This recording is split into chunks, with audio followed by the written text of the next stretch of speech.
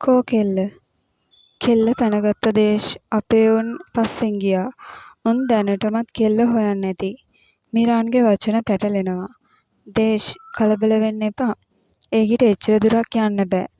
අනික මේ මහරෑ කොහොමටවත් බෑ. සුද්දා මට යන්න දීපන්. මට කෙල්ලව හොයාගන්න ඕනේ. හරි උඹ ඵලයන්. හැබැයි පරිස්සමෙන්. අලුත් මිනිහා අපි ගැන ඇහැ ගහගෙන ඉන්නේ. උඹ ඌගේ ඇස්වලට අහුවෙනවට මං කැමති නෑ. දේශ් කොල්ලෙක්ව තල්ලු කරලා බයික් එකට නැංගා. සුද්දා දූවිලි අවුස්සන් යන දේශ් දිහා බැලුවේ කනස්සල්ලෙන්. කෙල්ල හැප්පිලා බිම වැටුණා. දනිස් දෙක පතුරු ගිහින්. කෙල්ල ගැහි ගැහී වටපිට බැලුවා. කිසි සද්දයක් නෑ. කවුරුත් පන්නන්නේ නෑ. ඒත් කොච්චර වෙලාවකටද? කෙල්ල ඒ වෙති ගොඩක් දුර දුවලා තිබ්බේ. ඒයි ඔහොම නවතිනවා. කෙල්ල ගල් ගැහුණා. ඒ කවුද? රාද් හෙමීට කිට්ටු කළා. අත් දෙක උස්සලා මේ පැත්තට හැරෙනවා. කෙල්ල හෙමින් හැරුනේ පපුව 100 ගානට ගැහෙද්දි. ඒ දේශ් නම් නෙවෙයි. කෙල්ල ඇඳලා හිටියේ හීනි උරපටි තිබ්බ කෙටි ගවුමක්. කෙටි කොණ්ඩේ කඩා දාලා. පැහැපත් දෙපාවල ලේ බේරෙනවා. තමුසෙ කවුද? කෙල්ල ගැහි ගැහී ඔළුව ඉස්සුවා. දෙයියනේ ඈ සැරසුනේ දුවන්න. ඔහොම නැවතියන්. තියනවා කකුල් දෙක කුඩු වෙන්න. කෙල්ල නැවතුණා. ඇගේ ගත ගැහෙනවා. උඹ කවුද? කෙල්ලට පුදුමයි. ඒ වගේමයි. ඒ ඇස්, ඒ මූණ, උස මහත වෙනසකට මේ කෙනා ඇඳන් ඉන්නේ පොලිස් නිල ඇඳුමක්. කන්න හෙන්නේ නැද්දෝයි තමුසෙ කවුද? ලියානා. කෙල්ල හෙමින් මිමිනුවා. තමුසෙ මැගීගේ බඩු පොට්ටකේ කියක්ද? රාත් ගන්නක ඉනේ ගහගත්තා. කෙල්ල මේ කියන මැගියෙක් දන්නේ නෑ. ඒත් ඈ ඔව් කියන්නේ හිස හෙලෙව්වා. රාත් මාංචු ගලයක් ඇගේ අත්වලට දැම්මා. නැගපන් ජිප් එකට. කෙල්ල වටපිට බැලුවා. ඈ ආරක්ෂිතයි. ඊට මිනිත්තු කීපයකට පස්සේ කෙල්ල හිටියේ රාත්ගේ ක්වාටර්ස් එකේ. රාත් ෂර්ට් එකේ බොත්තම් ලිහිල් කරලා වතුර වීදුරුවක් වත් කරගෙන බීගෙන ගියා. කෙල්ල ගල් පිළිමේ වගේ හිටගෙන හිටියා. රාත් වීදුරුව සද්දෙන් මේසෙ උඩ තියලා කෙල්ල දිහා බැලුවා. තමුසෙ අලුත් එකියක්ද? මං කලින් දැකලා නෑනේ. කෙල්ල රාත් දිහා බලන් හිටියා. මේ මනුස්සයා හැබෑවක්ද කියලා ඇයට හිතාගන්න බෑ. අර වොෂ්රූම් එකට යනවා. ගිහින් වොෂ් එකක් දාන් එනවා. රාත් කෙල්ලගේ මාංචු ගැලෙව්වා. කෙල්ල හෙමින් ගිහින් ගවුම ගලවලා වොෂ් එකක් දැම්මා. වතුර වැටෙද්දි ඇඟට සනීපයි. ඒත් ඇඟ පුරාම තිබ්බ හැපුම් පාරවල් වලට වතුර වැටෙද්දිත් ඇයට වේදනාවක් දැනුණා. ආව්. පපුවේ පහළට වෙන්න අලුත් පිච්චුම් තුවාලයක්. කෙල්ල හෙමින් එතන සෝදා දැම්මා. දේශ් කීයටවත් ඈ මේ වගේ තැනක නම් හොයන්නේ නැහැ. පොඩි වෙලාවකට ඈ ආරක්ෂිතයි. තමුසෙ පැලවෙලාදෝයි අද එළියට එනවද? රාත් මත්පැන් උගුරක් මුවට හලාගත්තා. කෙල්ල කෙටි තුවායක් පටලගෙන ගැහි ගැහී එළියට ආවා. වතුර බේරි ආපු කෙල්ලගේ අඩ නිරුවත් සිරුර දිහා බලාගෙන රාත් මත්පැන් වීදුරුවක් ගිල දැමුවා. මේ වෙද්දි රාත් මත්පැන් බෝතලයකින් භාගයක් විතරම හිස් කරලා තිබුණත් කොල්ලා හිටියේ හොඳ සිහියෙන්. රාත් හෙමින්ම කෙල්ල ළඟට ඇවිදගෙන ආවා. තමුසෙ මාර හොඩ්නේ. රාත්ගේ හඬට කෙල්ලගේ සර්වාංගෙම හිරිවැටුණා. රාත් කෙල්ලගේ බඳ වටා අත යවලා කෙල්ලව ලං කරගත්තා.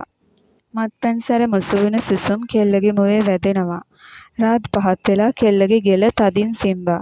කෙල්ල වෙවුලලා ගියා. ඊළඟට ඈව අත් දෙකට ඔසවගෙන රාත් ඈව කාමරයට අරන් ගියා.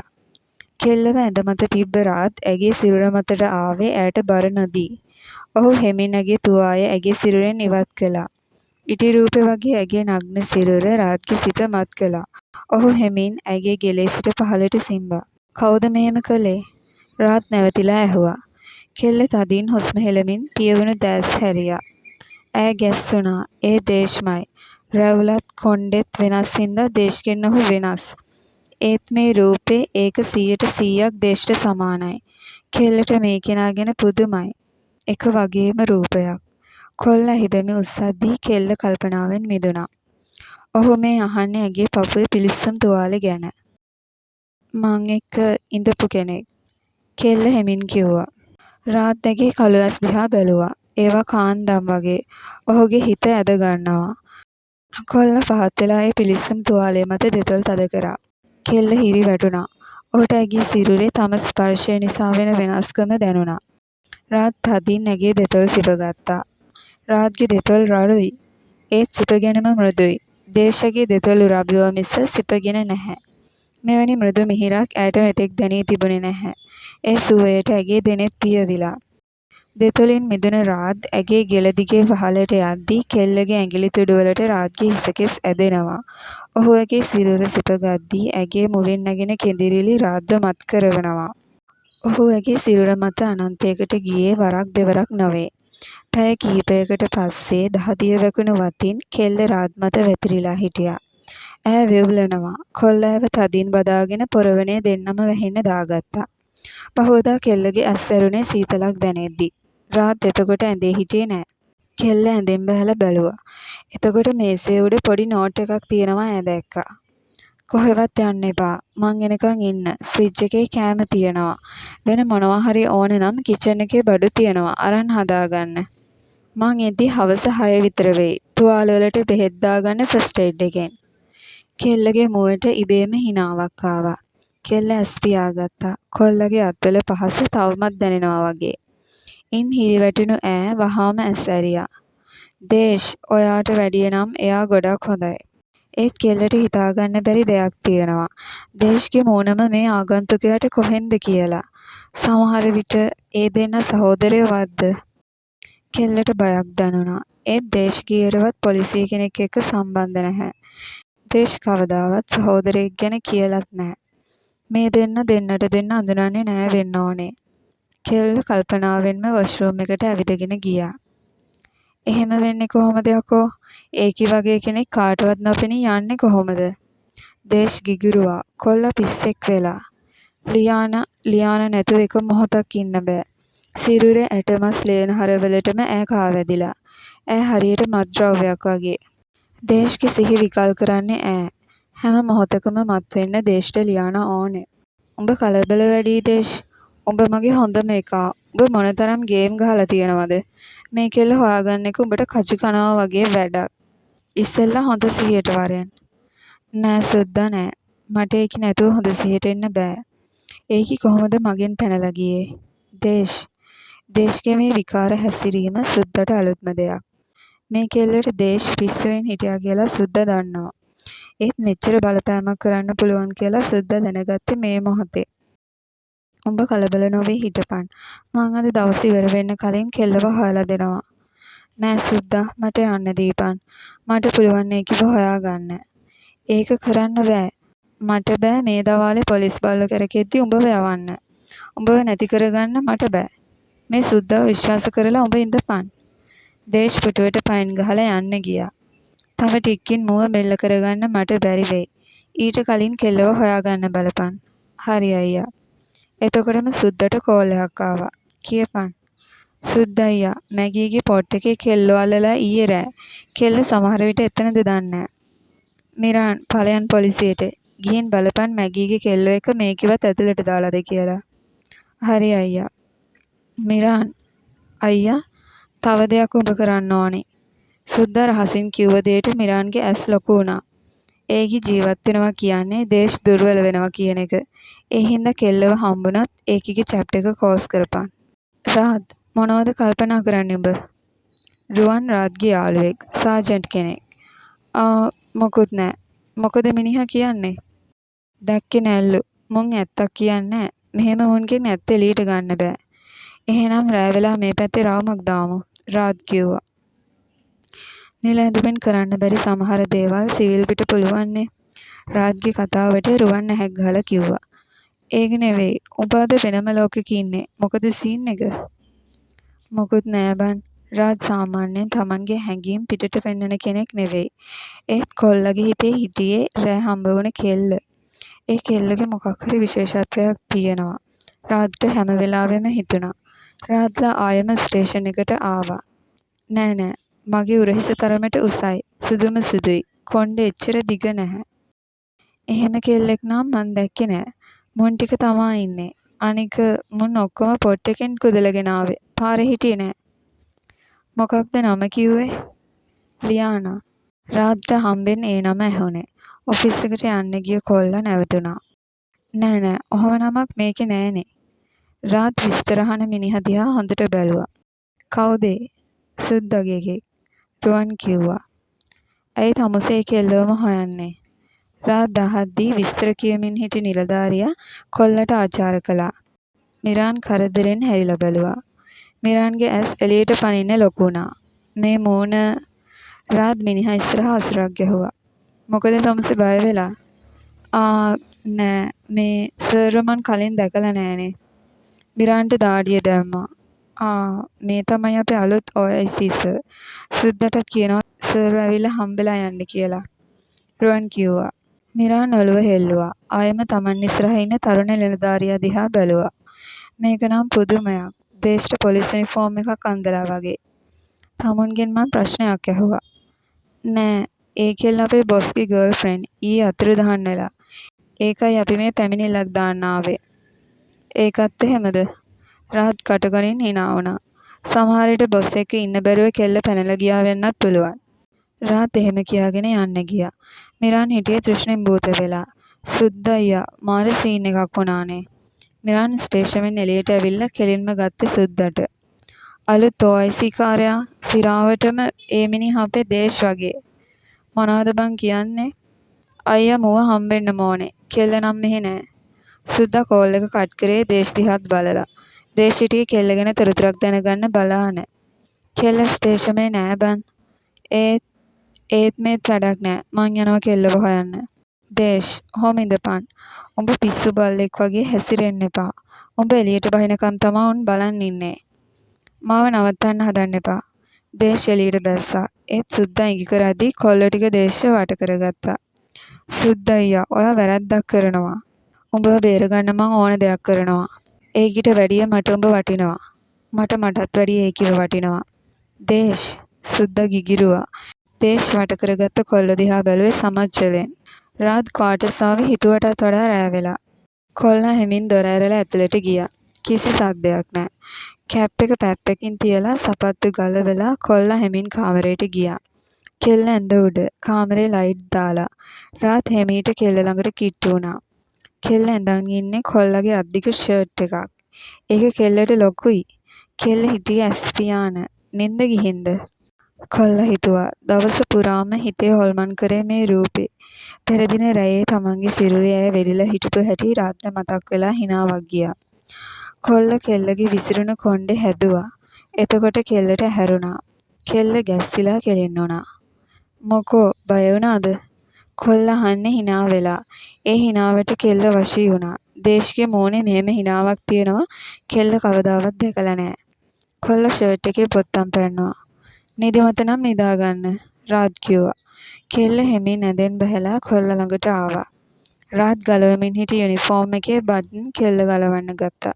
කොල්ල මුවකොනේ හිනාවක් රැඳවගෙන ඇගේ පියකරු මුව දිහා බලා හිටියා. මිරාන්ව දන්නවද? රාත් දහද්දී කෙල්ල බටන් ගලවලා ඉවරයි. රාත් ෂර්ට් එක ගැලෙව්වා. කෙල්ල රාත්ගේ පපුවේ තිබුණ කැපුම් තුවාල කැලල දිගේ ඇඟිලි අරන් ගියා. දේශ් ඇයට හුව මතක් වුණා. කෙල්ල රාත්ගේ ට්‍රවුසර් එකේ බෙල්ට් එක ගලවන්න ගත්තා. ඔව් කෙල්ල හෙමින් කිව්වා. උන් ගාවින්ද පැනලා ආවේ? කෙල්ල ඇස් උස්සලා බැලුවා. ඔව්. ඇයි? එතන ඉඳපු එක මිනිහෙක් මට වද දුන්නා. රාත් කෙල්ලගේ නිකටින් ඇගේ මුව එසෙව්වා. ඌද පිච්චුවේ? කෙල්ල ඔව් කියන්න ඔළුව හෙලෙව්වා. මාත් එක්ක හැමදාම ඉන්න කැමතිද? කෙල්ලට පුදුම හිතුණා. දේශ් කවදාවත් තමන් ළඟට ආවේ ඇගෙන් කැමැත්තක් අහලා නෙවෙයි. කෙල්ල ආයෙම හිස හෙලුවේ ඔව් කියන්න. රාත් ඇගේ දෙනෙතින් ඇස් මුදවලා ඇගේ දෙතොල් දිහා බැලුවා. කෙල්ලගේ සිරුර දිගේ විදුලි දහරක් දිව ගියා වගේ ඒ බැල්මට. ඔහු පහත් වී ඇගේ දෙතොල තදින් සිප ගත්තා. කෙල්ලේ ස්පර්ශයට රාත්ගේ සිරුරට වාරු වුණා. රාත් ඇගේ දෙතොලින් මිදෙද්දී කෙල්ල සියුම් හතියකින් ඇස් ඇරියා. බය වෙන්න එපා. කාටවත් මගේ දේවල් වලට ඇඟිල්ලක් තියන්න මෙච්චර කාලෙකට පුළුවන් වුණේ නෑ. දේශ් ෆොටෝ එක තවත් ලං කරලා බැලුවා. ඒ ඉන්නේ තමන්මයි. අපරාධේ දේශ් උඹ පොලිස් කාරයෙක් වුණා නම් ඔය වගේම ඉඳී. මිරාන් කියද්දි කොල්ලගේ කටකොනක හිනාවක් ඇඳුණා. මට මුව හම්බෙන්න ඕන.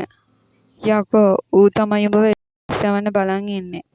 සුද්දා මුව හම්බුණාද? ළඟදිම හම්බේ. ඊට කලින් මම මුව හම්බෙන්න ඕන. කොල්ල හිතුවත් කියන්න ගියේ නෑ. මේක අහම්බයක් නෙවෙයි. දේශ්ගේ හිත කිව්වේ එහෙම. කාලෙකට කලින් නින්දෙදිත් දේශ්ව බය කරපු හීනයක් තිබුණා. ඒත් කාලෙත් එක්ක බය කියන දේට දේශ්ගේ ජීවිතේ ඉඩක් වෙන්න උනේ නෑ. ඒත් මේ ෆොටෝ එක දැක්කම ඒ භයානක හීනේ කොහෙදෝ පතුලක ඉඳන් උඩට ආවා වගේ. තඩ්හඬින් මොනවා හරි දෙයක් ඇතුලට වැටුණා. කාමරේ හිටපු කෙල්ල ගැස්සුණා. කෙල්ල සීරුවට අඩි තියලා එබිලා බැලුවා. කවුරු හරි හොරෙන් ඇතුලට පැනලා. වේගවත් වුණ ලයේ ගැස්ම කෙල්ලට දැනෙනවා. කෙල්ල හෙමීට කාමරේ ඇතුලේ හැංගුණා. රාත් රාජකාරි නිම කරලා ක්වාටර්ස් ආවේ රෑ 7ට විතර. කොල්ලගේ අතේ රතු රෝස මල් පොකුරක් තිබුණා. රාත් සද්ද නැතුව දොර ඇරලා ඇතුලට ආවා. ඇතුලේ තිබුණේ දැඩි අන්ධකාරයක්. කෙල්ල නිදිවත්ද? රාත්ගේ මුව කොනක හිනාවක් ඇඳුණා. ඔහු සීරුවට සාලේ ලයිට් එක දැම්මා. රාත් හැරෙද්දිම කුඩා සෝපාවේ හිටි රූපේ හිනා වුණා. කොහමද සර්? රාත් පුදුමෙනුත් පුදුමයට පත් වුණා. දේශ් හිනා වීගෙනම නැගිට්ටා. ඔහු දින කීපයක්ම හොයලා බලලයි රාත්ගේ ක්වාටර්ස් එකට හොරෙන් පැන්නේ. රාත්ට හිතාගන්න බෑ. ඇත්තට මේ තමන්ගේ කපාපු පළුවක්. කිසි වෙනසක් නෑ. OIC මිස්ටර් රාත් විතාන. කොහොමද ඉතින්? රාත් එක්වරම පියවිසියට ආවා. කෙල්ල පේන්නේ නෑ. රාත්ගේ අත සීරුවට ගියේ පිස්තෝලය වෙත. හෝ සර්. මේ මාව ගන්නද හදන්නේ? මේ මාව? දේශ් හිනා වුණා. තමුසෙ කවුද? රාත්ගේ හඬේ සුවද බවක් ගෑවිලාවත් නෑ. මං කවුද? ඒක හොඳ ප්‍රශ්නයක්. ඇත්තම කිව්වොත් මං අද ආවෙත් ඒකට උත්තරයක් හොයාගන්න තමයි. දේශ්ගේ මූණ බැරෑරුම් තියුණු ස්වභාවයකට වෙනස් වුණා.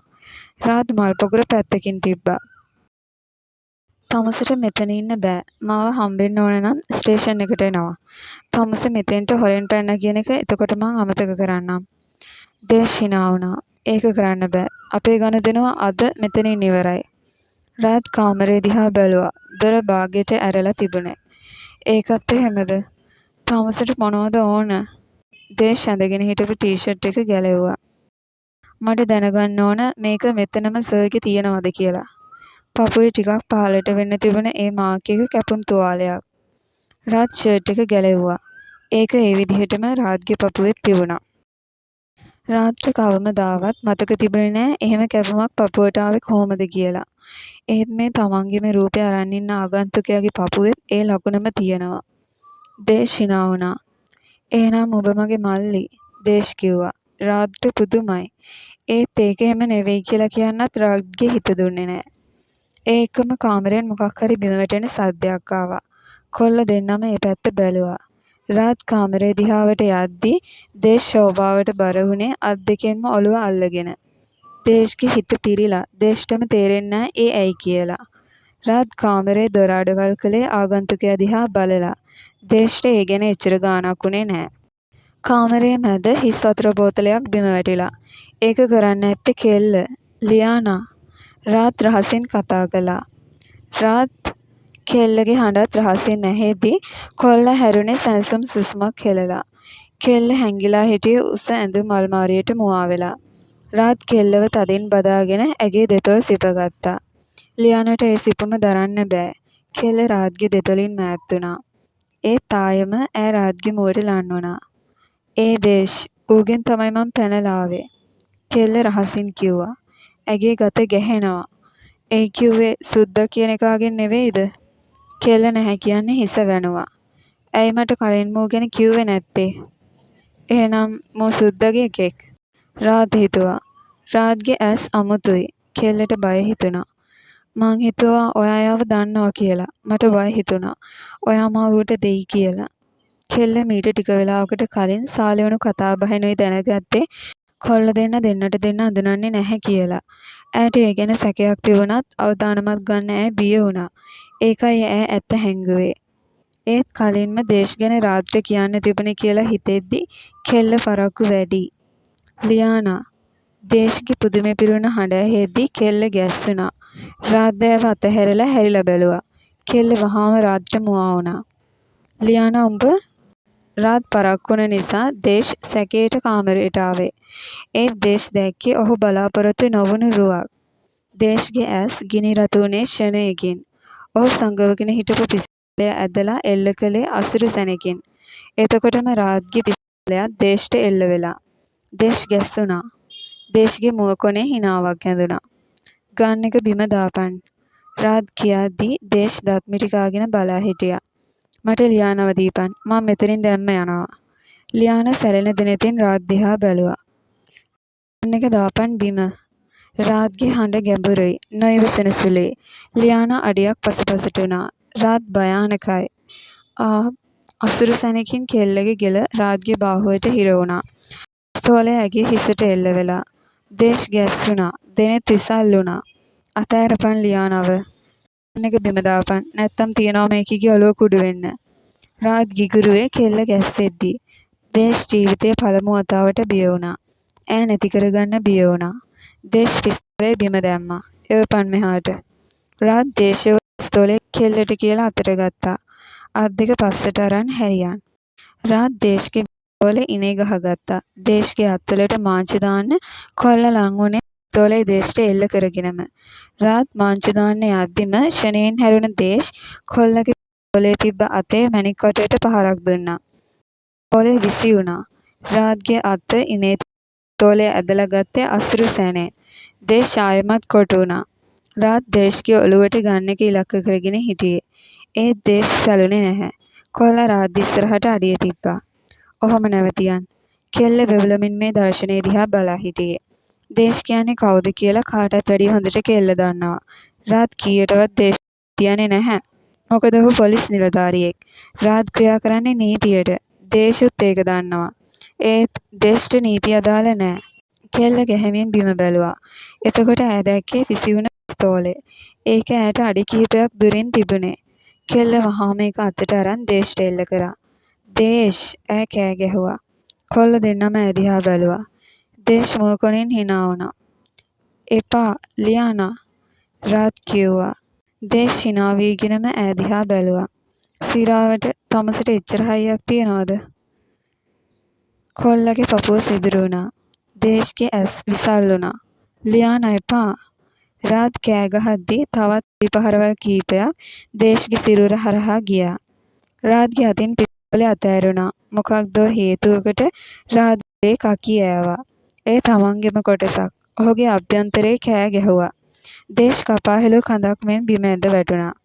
රාජ් දේශ්ව අල්ලගත්තා. දේශ් රාජ්ගෙන් වෙවුලන හඬක් පිට වුණා. දේශ් මුවින් රුධිරය වගුරුවමින් රාජ් එක්ක හිනා වුණා. පළමු හා අවසන් වතාවට. මෙන්න දැන් ලැබෙන විශේෂ පුවතක්. පාතාලකල්ලි සාමාජික දේශ් නැමැත්තා පොලිස් වෙඩිපහරකින් මිය ගොස් තිබෙනවා. අද රාත්‍රී 7ට පමණ OIC රාජ්විතාන මහතාගේ නිවසට මොහු රහසින්ම ඇතුල් වී නූතන තැතක් වෙනුවෙන් සැඟවී සිටි ඇති අතර එහිදී සිදු වූ පොරබැදීමකින් මොහු මෙලෙස මිය ගොස් ඇති බවයි පොලිසිය ප්‍රකාශ කරන්නේ. ශ්‍රී ලංකා පොලිසියට කාලයක සිට හිස රදයක්ව තිබූ මෙම සැකකරු නූතන සිද්ධි රාශියක මහා මොලකරුවෙකු බව පසුව හෙළ වී තිබෙනවා. කල්ලි නායක සුද්දා යටතේ රහසේම සැඟව සිට ඇති මොහුගේ ඡායාරුවක් හෝ පොලිසිය සතුව තිබී නැහැ. සූක්ෂ්ම අයුරින් ඝාතන රැසක්ම සිදු කර ඇති මොහු හිටපු රාජ්‍ය ඇමති සාගර ප්‍රසාද් මහතාගේ ඝාතනය පිටුපසද සිටින මහා මොලකරු ලෙස හඳුනාගෙන තිබෙනවා. පොලිසිය වැඩිදුරටත් ප්‍රකාශ කර සිටියේ සිරාවට මට තාමත් හිතාගන්න බෑ ඌට කොහොමද උඹගේ මූණම තිබ්බේ කියලා. මීඩියාකාරයෝ ටික මේක හොයාගත්ත නම් ලංකාවම හොල්ලන්න තිබ්බා. ඌ උඹගේ කපාපු පළුව. රුවන් කිව්වා. ඌ මගේ සහෝදරයා. රාජ් කිව්වා. රුවන් ඇස් ලොකු කරගත්තා. ඊළඟට ඔහු හිනා වෙන්න ගත්තේ ලෝකෙ ලොකුම විහිළුව දැන් මේ ඇහුණා වගේ. රාජ් බැරෑරුම් වතින් මත්පැන් උගුරක් ගිල දැම්මා. දේශ් ඒකෙන් මේකෙන් සුද්දවත් ඇතුළට දාගත්තා. ඕක නම් අවුරුද්දකින් දෙකකින් ආයෙ එළියට එයි. රුවන් කිව්වේ මත්පැන් වීදුරුවට හලා ගනිමින්.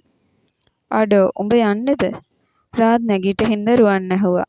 හෙට හම්බෙමු. රුවන්ට තට්ටුවක් දාගෙන රාජ් යන්න ගියා. කොල්ලා මගින් වාහනේ නවත්තලා රතු රෝස මලක් මිලට ගත්තා. ඔහු කෙලින්ම ගියේ ක්වාටර්ස් එකට. කොල්ලා යතුරු දාලා දොර ඇරියා. සද්දයක් නෑ. කෙල්ල ඇත්තේ කිචන් එකේ. කොල්ලා හැමීට කිචන් එකට ගියා. තමන්ගේ ෂර්ට් එකක් ඇඳගෙන කෙල්ල ඉන්නේ. හිස කෙස් උඩට කරලා බැඳගෙන. ඈ දෙව්දුවක් වගේ. ඇගේ නග්න දෙපා දිහාවට රාජ්ගේ ඇස් ගියා. කල්පනාවෙන් හිටපු කෙල්ල ගැස්සුණා. ඇගේ දෑස් රළු දෑතකින් වැසෙද්දී. මගේ රෝස මල. සවනසල මිමිනුණු ඒ හඬට ඇගේ සිරුර වෙවුලා ගියා. රාද් ඈ මුමුණද්දී රාද් ඇගේ ගෙල පාමුල සිපගත්තා. ඇගේ දෙනෙත් පිය වුණා. රාද් ඇව පසුපසින් බදාගෙන ඈට රතුරෝස මල දුන්නා. කෙල්ල ඒක අතට ගත්තේ හිත පිරෙද්දි. රාද් ඇව දෑතට ඔසවගත්තා.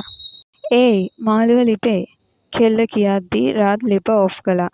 සුදු නෝනව කාලා පස්සේ කෑම කමු. රාද් කෙල්ලව කාමරයට ගෙනිහින් ඇඳෙන් තිබ්බා. කොල්ල ඇගේ දෙතොල් මත හාදුවක් තිබ්බා. කෙල්ල හිනා වුණා. රාද් ඈ හැඳ සිටි ෂර්ට් එක ගැලෙව්වා.